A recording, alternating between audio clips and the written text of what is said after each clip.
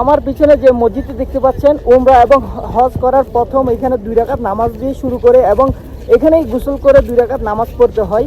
আর পিছনে যে আয়েশা মসজিদটি দেখতে পাচ্ছেন, এটা হলো আমাদের নবী ইদ্রিস রাদিয়াল্লাহুর মার নামে এই মসজিদটি। দেখুন হাজার হাজার মানুষ আমার পিছনে।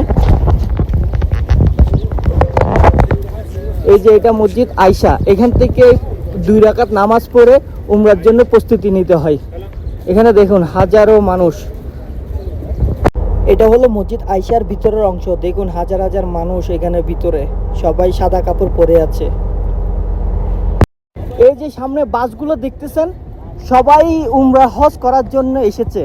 এটা কোনো পিকনিক না। দেখুন হাজারো মানুষ আল্লাহর সন্তুষ্টির জন্য। দেখুন এটার পিছনে অনেক আছে, অনেক বাস আছে এটার পিছনেও। দেখুন কত যে বাস এসেছে এখানে।